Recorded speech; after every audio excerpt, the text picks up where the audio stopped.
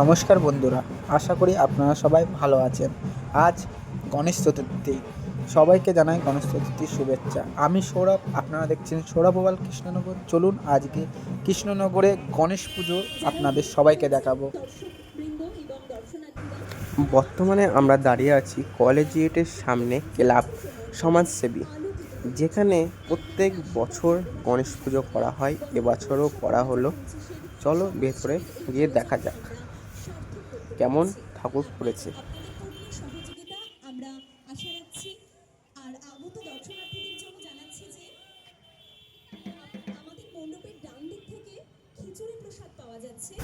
গণেশটা খুব সুন্দর। এটা হচ্ছে বোম্বে স্টাইলের গণেশ। এখানে শিল্পীরা বলছিল বোম্বে স্টাইলের গণেশ। তার সঙ্গে এখানে দুটো ছোট ছোট গণেশও তোমরা দেখতে পাচ্ছ কিনা জানি না। এ দেখো ছোট ছোট দুটো গণেশ, যেটাকে পুজো করা হয়েছে। এবং ইঁদুর দেখতে পাচ্ছ, ইঁদুরটা খুব সুন্দর। ক্লাব সমাজসেবী। পরে তোমাদের নিয়ে যাচ্ছে। আগে কৃষ্ণনগরে এত গণেশ পুজোর প্রচলন ছিল না, কিন্তু মানে করোনার পর থেকে আবার চালু হয়েছে এরকম পুজো। সমস্ত পাড়ায় শুরু হয়, আর তার মধ্যে পড়ে এই সমাজসেবী। এটাও অনেক বছর। তার সঙ্গে তোমাদের দেখায়, দেখো এখানে প্রচুর লোক, মানে আমাদের কৃষ্ণনগরে গণেশ পুজো হচ্ছে মানে সবাই এসছে। প্রচুর ক্লাব, প্রচুর গণেশ, কিন্তু যতটা পেরেছি তোমাদের দেখা। এখন আছি ক্লাব অগ্রগতি, যেখানে গণেশ ঠাকুরকে শ্রেষ্ঠপতি নামে জানা হয়। আর এখন যে গণেশটা দেখছো সেটা হচ্ছে নটরাজ স্টাইলের করা, যেটা হচ্ছে 10 হাত বিশিষ্ট গণেশ। তো দেখতেই পাচ্ছ, আমরা যখন গেছি তখন উদ্বোধন হচ্ছিল। তো খুব সুন্দর একটা গণেশ, তোমরা দেখো, মানে পুজো কমপ্লিট হয়ে উদ্বোধন হচ্ছিল। আর এবার চলে এসেছি বাড়ির পুজোতে, যেখানে প্রত্যেক দিন পুজো হয় শক্তিনগরে। আর এখন দেখতে পাচ্ছ তোমরা আরতি হচ্ছে। চলো তোমরা আরতিটা দেখো, তারপরে তোমাদের নিয়ে যাই অন্য জায়গায় গণেশ ঠাকুর।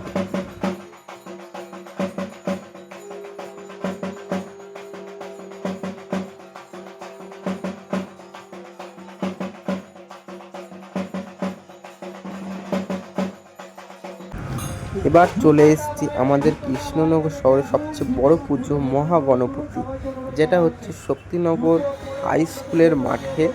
প্রত্যেক বছর এখানে কিছু না কিছু নতুন হয়, এবং সবচেয়ে বড় পুজো গণেশ পুজো যদি থাকে সেটা হচ্ছে শক্তিনগরের মাঠে। তো শুধু ভিড়টা দেখো, মানে অনেক দূর থেকে, মানে মানুষ দূর থেকে আসে এই গণেশ ঠাকুরকে দেখতে। এবং দুই সাইডে তোমার প্রসাদ দেওয়া হচ্ছিল, প্রসাদ নিচ্ছিল। আর এখানেই তোমার চটি খুলে ভেতরে ঢোকার জন্য অনুরোধ করছিল।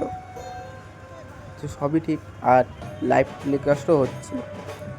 এবার আমি আস্তে আস্তে ঢুকবো হচ্ছে এই ভেতরে, গিয়ে দেখাবো তোমাদের কীরকম ঠাকুর হয়েছে।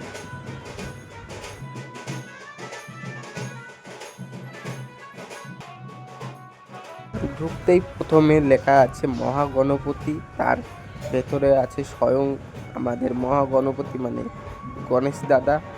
আর ডেকোরেশনটা করেছে, দেখেছো প্যান্ডেলের ডেকোরেশনটা খুব সুন্দর, সোলা তৈরি। তার সঙ্গে আছে এই সাইডে আরও লোক, মানে বাইরে লোকের অরণ্য। সবচেয়ে বড় পুজো বলে কথা, তোমরাও যদি পারো গণেশ পুজোর মধ্যে একবার এসো। এই যে আমাদের গণেশ দাদা, মানে মহাগণপতি দাদা। আর সামনে দেখতে পাচ্ছ যজ্ঞ হয়েছে সকাল 12টার সময়, মানে 12টা থেকে 1টার মধ্যে যজ্ঞ হয়েছে। সেই যজ্ঞের আগুন এখনও নেবেনি, মানে নেবানো হয়ে গেছে কিন্তু ধোঁয়া উঠছে। আর এটা করেছে সুবোধ পাল আর রাজীব পাল, এই দুজনা মিলেই এই গণেশটাকে বানিয়েছে। আর সুন্দর মূর্তি একদম সব কিছু। আর এখানে হচ্ছে এই পুজোটা করে এই ছেলেপেলে, মানে যুব গোষ্ঠী বলে একটা আছে সেই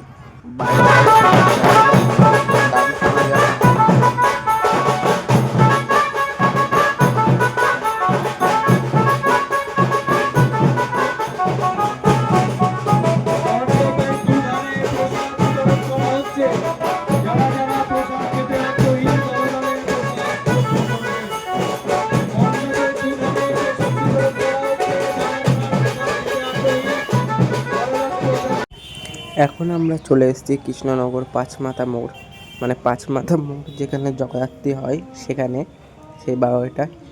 তো এখানেও গণেশ পুজো হয়, চলো একটু দেখে নেই। আর শিল্পী হচ্ছে প্রফুল্ল বিশ্বাস। আর গণেশটা হয়েছে দোলনার মধ্যে, পাশে আছে আমাদের পার্বতী দেবী এবং স্বয়ং মহাদেব, তাকে দোল খাওয়াচ্ছে।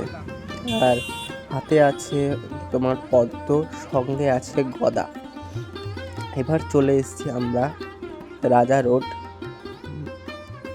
রোডে চলে এসেছি, সেখানেও গণেশ পুজো হচ্ছে, মানে এবারটা সেরকম ধুমধাম নেই বললেই চলে। এরপরে এসেছি আমাদের কৃষ্ণনগরে একটি ক্লাব, নবোদয় গভর্নমেন্ট কলেজের সামনে। তো দেখে নাও সেখানকারও ঠাকুর তোমাদেরকে দেখাই। তো এবারে একটু ছোট হয়েছে ঠাকুরটা, মানে তুলনায়, যেখানেও মানে দুই সখী মানে যত্ন সহকারে গণেশ দেবীকে আরাধনা করছে, মানে খাওয়া দাওয়া করাচ্ছে ফল নিয়ে। একটা থিম বানিয়েছে, খুব সুন্দর থিমটা হয়েছে, দেখতেই পাচ্ছ।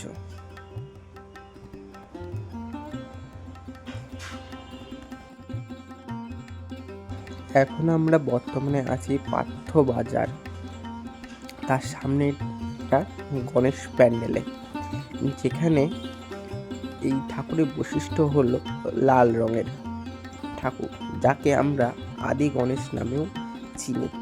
তো চলো গিয়ে দেখা যাক ভেতরে।